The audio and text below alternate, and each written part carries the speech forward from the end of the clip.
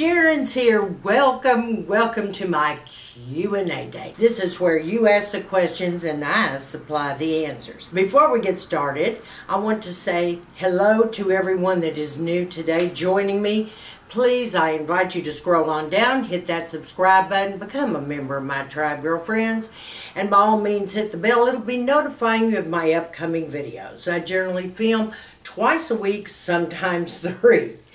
Alright, my ladies, and here we go. I left all the names out this time. These were the people that asked to remain anonymous, okay? Dear Sharon, are you still on your diet? If so, what are you eating and what exercises are you doing now since your cardiac rehab? No, everything has totally changed in my life. Around Christmas, because you know it was December 28th when I had this, mild heart attack.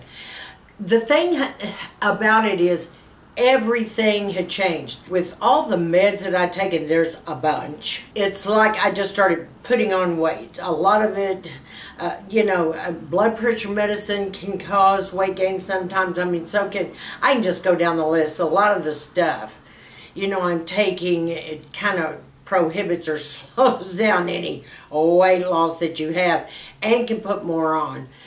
When I went to cardiac rehab, I really didn't lose anything. As a matter of fact, I was bored out of my gourd.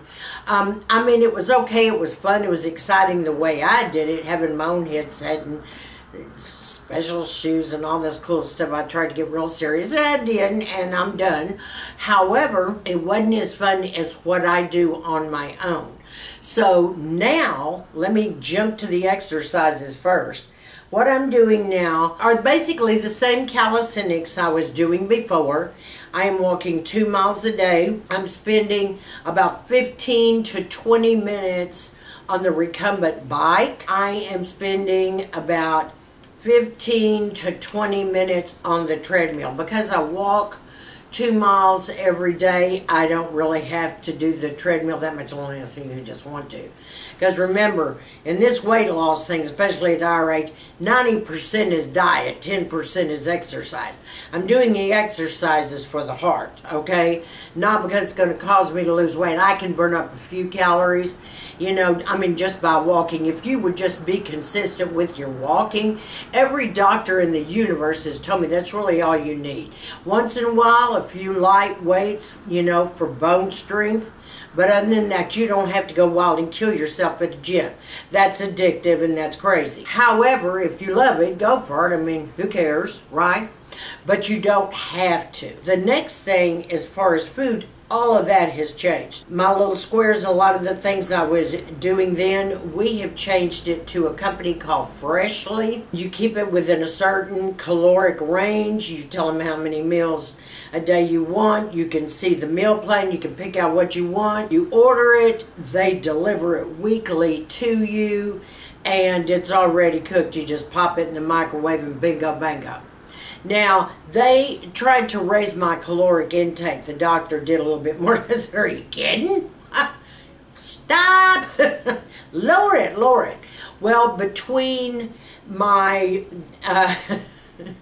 my other cardiac doctor and my primary, we all got our heads together and finally decided, we came to a happy medium. 1,200 calories a day. Now, you know me, I want a lot lower than that.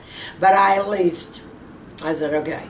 Because they wanted me on 15, that's way too much, really. If you're going to try to lose weight, that's a bit much. I can get very, very healthy meals, 3, meals a day with this Freshly company. It's about the same price as if I were to go buy groceries weekly, I'm liking that a whole lot. I like my flavored water still. I drink a lot of, smart water. I still drink my coffee in the mornings, with my powdered creamer, that kind of thing. But yes, we're on a binge to take down more weight again. Some of what I had regained, which was about 12 pounds, And when you're as short as I, 5 feet tall, believe me, you need to get that off. And then some. And I just want to keep the heart healthy and everything else going along. I never want to end up as a diabetic. You know, that's the thing, because I don't need that in my life right now. I mean, I want to stay as healthy as I possibly can. I'm doing great with my stress, though. I want you guys to know. I mean, I'm meditating my full head off. I'm doing a lot of chanting. I mean, you know, I've gotten into some, you know, heavy stuff here. But it is relaxing me more. I'm not pushing myself. Well, not as much as I was. Okay, let me say that. So, yes, I'm doing real good, and that is how I'm doing the diet. Now, you want to know, am I exercising on the weekends? You betcha I'll at least walk. I'll at least get those 2 miles in. Now, this is the thing. See, I don't have to walk outside in this heat. I'm not going to either because of my hair, because the humidity has been horrible here. But in this building, I have mapped out how many times I can walk and cover the floors and back and put in the 2 miles and still keep my pace going. So that's the beautiful part. I can be inside while I'm doing it. Yes, we have 2 gyms here, so I have a recumbent bike at my disposal. I also have, you know, plenty of treadmills if that, you know, strikes my fancy. And they do have the light weights down there. But I have light weights up here. So at night, you know, if I stop and I watch, it makes tell. Okay, I'll even use my light weights then. Hopefully I won't throw it at the screen. All right, so that answered your question. Thank you, Doreen. I appreciate it. We'll see how I do. I'll keep you posted on that. Number 2, my husband and I have decided to get a divorce. We are in our late 50s. I am really scared about being alone after all of this time. I don't know if I can do this. Do you think I will have a problem finding someone else to come into my life? I am not working, so I will have to get a job too. Do you think this is the right decision? I am the one that's pushing the divorce. I'm really bored with my husband. You cannot believe how bored I am. Boy, girlfriend, in your late 50s and you want to get a divorce? And can you find someone else in your late 50s? Well, let me put it to you this way. Everybody can find someone in their late 50s. It may not be like you have. You may be taking on more than you thought you would, because usually when you meet somebody else, they all usually have children and possibly grandchildren. So, you know, that's blending the family, so to speak. You know what? I'm not going to tell you it's not going to be really hard. You better be a showpiece in your 50s. A showpiece. If you really expect to attract another one. I have several girlfriends that have just, it has been miserable for them for years. Because they're in their late 50s, you know, and early 60s, a couple of them. And it's really, really hard, even though they go online or whatever. I mean, you know, you have to be active, you have to be this, you have to be that, you know. They want you to be financially successful, shall we say. It's good if you're still working a job. That's a good thing, because they're not ready to retire yet. So there's just a whole lot encompassed at that particular age. I'm not going to tell you that's an easy age. It's not really to do this. And what do you mean your husband is boring? I'm going to tell you something, girlfriend. There are not too many men that are just lovely and fun and will jump through hoops. But you know what? I would really encourage you to possibly sit down with him and possibly go to a counselor. And let me tell you why. You don't want to reinvent the wheel late in life. It is just too bloody hard to do that. I mean, my brother right now is worth a ton, and he's so active and he's off the charts. And he's 3 years younger than I. And, you know, he's always had these young, sweet things. And now all of a sudden, it's getting tough. It's getting tougher and tougher and tougher. So, because not everybody wants somebody, you know, older per se, or that definitely doesn't ride bikes and snow skis and does all this nonsense. And I say nonsense because I don't do every single one of those. You see what I'm saying? First of all, I'm not a great snow skier. I mean, I have trouble with the bunny hill. What does that tell you? And a lot of people like to ride their bikes 38 to 60 miles every weekend. I'm not going to do that. But, because, I mean, oh man, that can mess up my knees or something. But, I mean, guys do. Yeah, all over the city of Dallas, every man rides these specialty-looking bikes with their bike outfits on and all that. Do you see what I'm saying, girlfriend? It may not be what you're used to. Now, I want you to go to a counselor with your husband. I want you all to talk about his being boring, okay? Or let's say that y'all might have been married for a long time and you don't have any excitement going on in the marriage. There can be suggestions there. I can make you a list of suggestions to bring back the bells and the banjos into this relationship. But if you're just hell-bent on getting a divorce, I want you to know the other side of the grass is not always greener. Sometimes it is. Sometimes it's not. I always ask my ladies, please give this a lot of thought before you get a divorce, especially in this age. You know what I'm saying? And remember one thing. Most men want really young girls. Younger, let's say, and they really want a different type. So this may not be so great for you, but it may be great for him. But I would just suggest that we sit down with a counselor, or you and I can talk. Let me tell you something. There's always a way to get these men turned on and excited. You just have to incorporate more activities into your marriage and your routine, and that bedroom too, okay? I mean, you know, nobody's quit the habit yet, girlfriend. But we can talk about that. Get in touch with me and we'll start from there, okay? But I would not get that divorce right now. I'm not feeling it with you, girlfriend, okay? Just not. Thanks for your question, sweetheart. Number 3. Dear Sharon, I want to take a cruise, but I am so worried and scared about the meanness and the theft and all the things that happen at the ports. There is so much going on out there. They're even killing people and robbing us and all kinds of drugs. Would I be safe? Okay, let me tell you something about a cruise.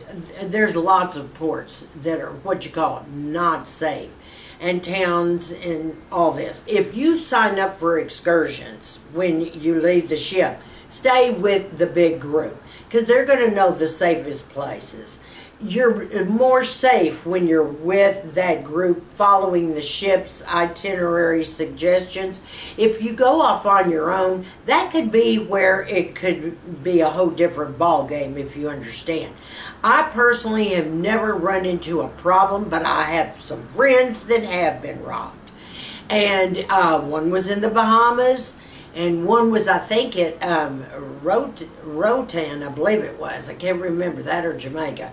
Anyway, but because they wandered off, you want to stay with actually the crowd for the excursion visit. So just follow the team, if you will. And I don't think you'll have any problems, but don't take a big handbag, you know, over your shoulder, anything that's going to draw too much attention. Minimalize, if you will. You see what I'm saying? Leave everything else in the safe, you know, in your cabin. That's what I do. But be careful. Be cool about it, all right?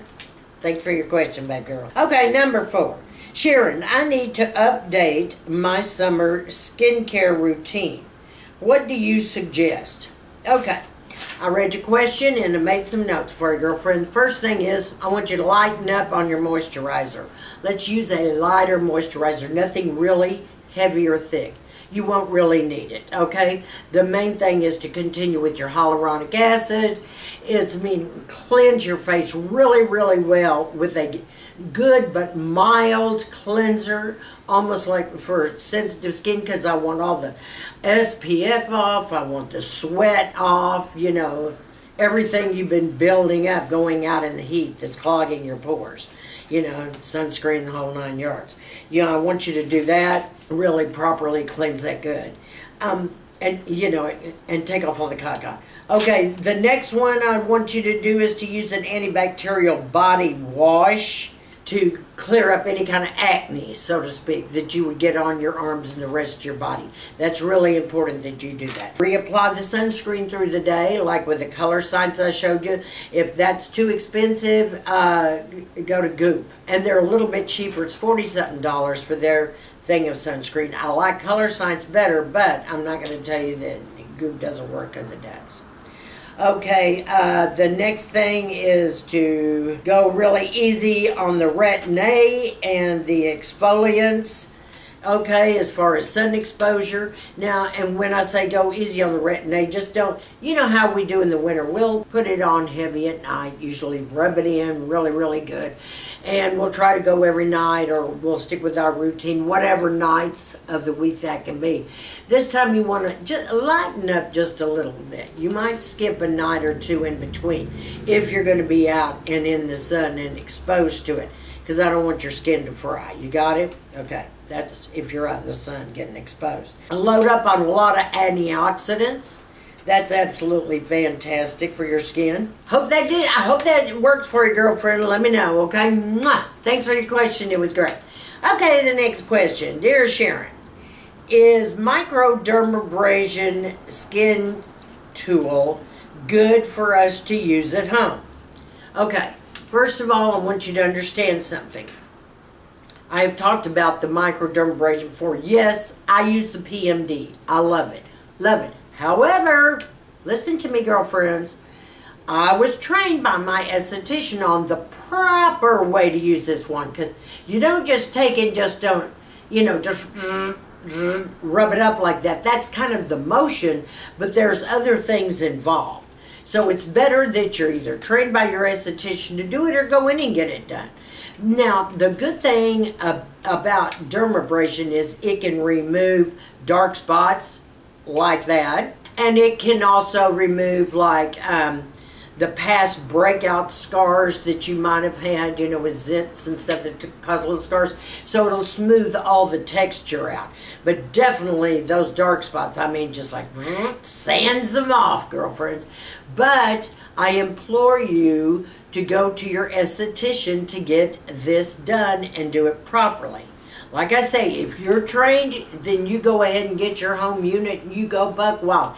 And I recommend the PMD. But if you're not, go to your esthetician and get it done. Definitely. And some of you have told me lately that they're not going to the esthetician because they're expensive, that they're going to the beauty schools or skincare academies where the students are practicing on you. If they're with an instructor, and I'm sure they probably are right there, then yes, that's a cheaper way to get some of your treatments done. Just make sure, you know, it's the day that the teacher is there. Do you know what I'm saying? Just to make sure everything is copacetic, girlfriends. We don't want you walking out all disfigured and crazy, or, you know, having your whole face torn up. You got it? The next thing, girlfriend, number 6. So, dear Sharon, I cannot get my skin to glow, and I have tried everything. Help. Help, please. You know what, girlfriend? I think it was about a year ago. I told y'all how I got my skin to glow. And I don't care how much you exfoliate. I don't care what you do. Some of us, and it depends on our situations, if we're on a lot of meds or if we just have normally dehydrated or dry skin or whatever. Sometimes we just can't get that booger to glow without some help. I told you, every day, if you would lay straight across your bed and hold your head down for 5 minutes, and then you get up, you are going to see the rosiest, the most beautiful glow you've ever seen in your life. And that's when you need to put on, you know, your makeup then and your skincare, and it'll still show through. I'm telling you, it works. I live with my head hanging off the bed if I'm going to go somewhere, especially at night. And I want that youthful glow, because, you know, baby, come on. When you're old and dry and all this, you know, it's good for your blood circulation. It helps your skin tone. It helps the thickness of your skin. You need to hang your head down and get some of that oxygen and that blood rushing to your face. It works every time. Get on it, girl. Get in the bedroom. Hang your head over your bed. 5 minutes. Read a book for 5 minutes or something. Or listen to a song or answer your, you know, your text. There you go. The 3 to 5 minute wonder glow is what I call it. So just hang your head over the bed, girlfriends, okay? Works every time. You would not believe the years it takes off of your face. Okay, my ladies, thank you so much for all of your questions today. Those were good ones, and they were fun. I want you to hang in there with me, girlfriends. I see all you new subbies out there. Mwah, mwah, mwah, mwah. Hey, baby girls. Thank you so much for joining my tribe. I love each and every one of you. And for all of my subscribers, I want you to stay sassy, classy, confident, and give me a big thumbs up on this Q&A.